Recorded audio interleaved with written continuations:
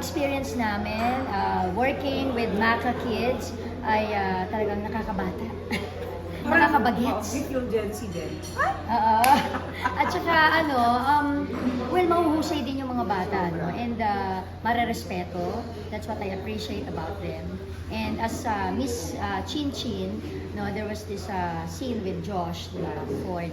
And well, nakakatuwa na yung dedication nila sa work, di ba, at a very young age, ay makikita mong ganun nakatindi.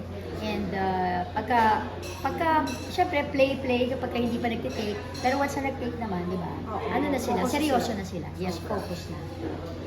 Sobrang happy with them kasi di ba ate karamihan sa kanila nakatrabaho na. Yes. So, grabe yung pag-grow nila and yung bonggang career nila na ngayon. And then, super binata na. Yes, Kasi oo. nakikita natin sila talagang Para mga child star, baby nag-start pa, yan sila oo, Marco, di ba? Well, Marco and Ashley, naka-work ko sila sa Black Rider.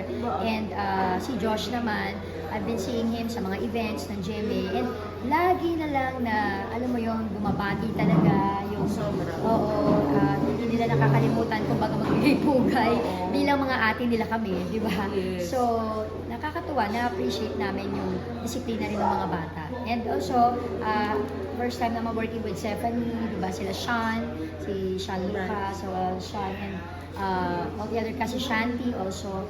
And, napaka-pretty, no? And Elijah, di ba? Elijah also. We're Nakasama winner namin. sa Cruz versus Cruz, yes. So, parang halos nakakatuwa lang na ito, medyo mas matagal-tagal namin sila nakatrabaho. Yes. At saka nakakatuwa sa mga ka-ate, di ba? May lesson. Yes. Yung pagmamahalan, para sila magkakapatid. Isang pamilya. Yes. So, ang dami talagang makukuhang lesson dito ng ating mga kapuso, ng ating mga makabarkada. Yes. Okay.